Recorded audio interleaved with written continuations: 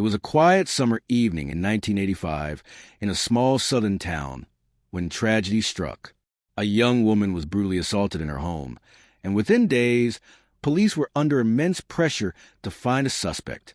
The community was outraged, the media was relentless, and the demand for justice was deafening. But in their rush to calm the public, investigators made a grave mistake.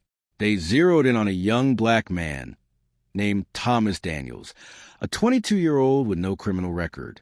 He was working at a local factory, living a modest life, and had no connection to the crime.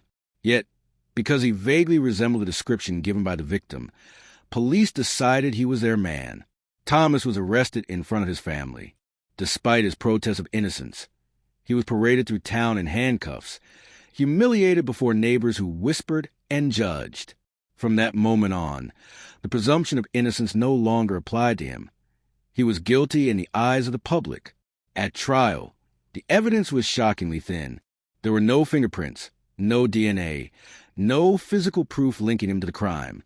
The case hinged almost entirely on the victim's shaky eyewitness testimony, a memory clouded by trauma and police suggestion. Experts today know how unreliable such testimony can be, but back then, juries trusted it blindly. Thomas's lawyer, an overworked public defender, begged the jury to see the truth. He laid out Thomas's alibi. Multiple co-workers confirmed that Thomas was working a late shift at the factory the night of the crime. But the prosecution painted a different picture, one of a dangerous young man capable of violence. It took the jury only 4 hours to convict him. The judge sentenced him to life in prison. Thomas Daniels was just 22 when the prison gates closed behind him, locking him away for a crime he didn't commit. The years that followed were nothing short of devastating. Thomas missed the funeral of his mother, who died heartbroken knowing her son was innocent. He watched friends move on with their lives while he sat in a cell, branded a criminal. Yet through it all, he held on to one thing: hope. Decades later, in the early 2000s, a group of law students working with the Innocence Project came across his case. They noticed glaring inconsistencies in the police reports, eyewitness statements, and forensic evidence that had been ignored.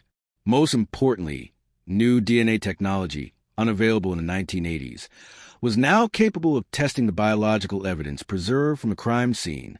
When the results came back, they told the truth that Thomas had been shouting all along. The DNA did not match him.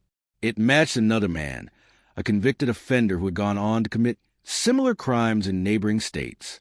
In 2003, after nearly 18 years behind bars, Thomas Daniels walked free. The courtroom erupted in tears as the judge overturned his conviction, acknowledging that a terrible injustice had been done. But freedom came at a price. Thomas was a middle-aged man with no career, no money, and no family waiting at home. The system that stole nearly 2 decades of his life offered little in return.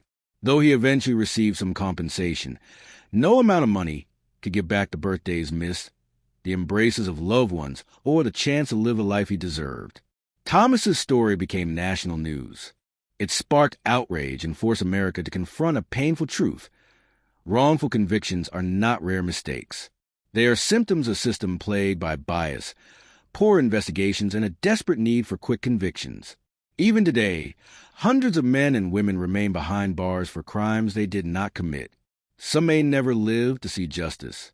The wrongful conviction of Thomas Daniels shocked America not just because of the tragedy of one man's lost years, but because it revealed a haunting reality. If it could happen to him, it could happen to anyone.